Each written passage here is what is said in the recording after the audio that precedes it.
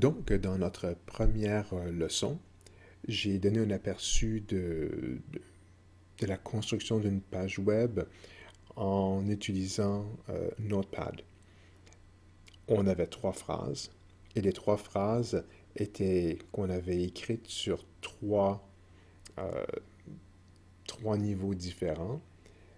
Lorsqu'on les a transposées, on a rafraîchi notre page en utilisant Chrome ou Google Chrome. Les trois lignes étaient en fait sur une seule ligne. Alors, ce qui s'est passé, c'est qu'il n'y avait aucun code. On doit insérer du code qu'on appelle des balises. Alors, aujourd'hui, on ne va pas apprendre à coder, mais on va tout simplement vous montrer qu'est-ce que c'est que le code.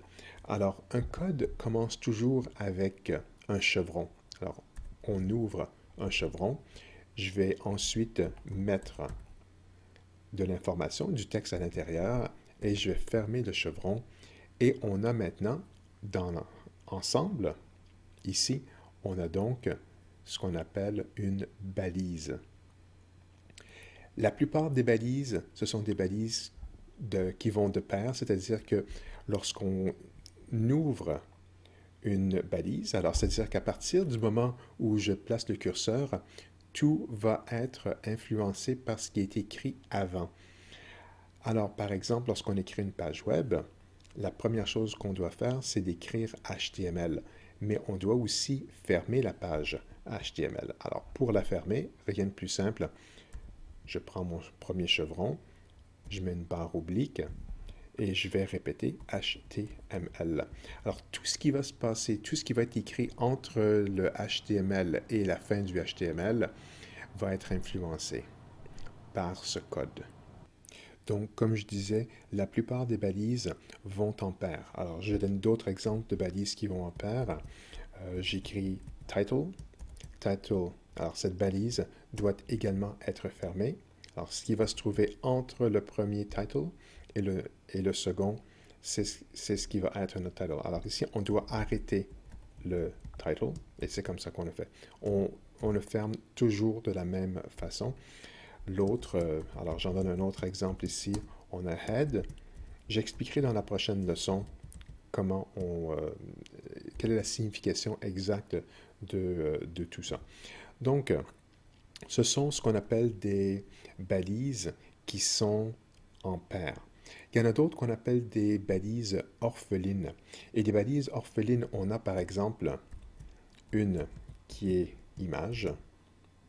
On en a une autre qui est...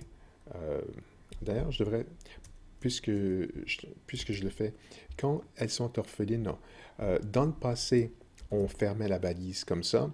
Aujourd'hui, une nouvelle pratique, c'est on ferme la balise de cette façon-ci. Donc, on laisse un espace, on met la barre oblique et on met notre chevron à la fin. Pourquoi? Ça nous indique que en mettant la barre oblique, on voit bien que c'est la fin de notre balise. On n'est pas obligé d'en rajouter une autre. Alors, c'est vraiment clair. Alors, j'en rajoute une autre. Par exemple, on peut avoir HR. HR veut dire Horizontal Rule. Une autre balise qu'on peut mettre qui est très pratique aussi, alors on va le voir plus tard, c'est break. Alors ça va changer. On va changer de ligne. Lorsqu'on va écrire du texte, on va mettre ça à la fin. On va pouvoir aller sur une autre ligne. Alors je vous montrerai ça une autre fois. Et il y a aussi il y a aussi ce qu'on appelle des attributs.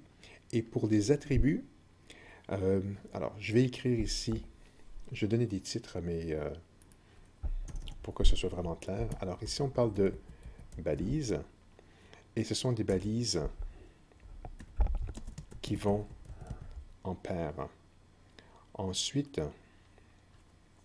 ici, on a des balises.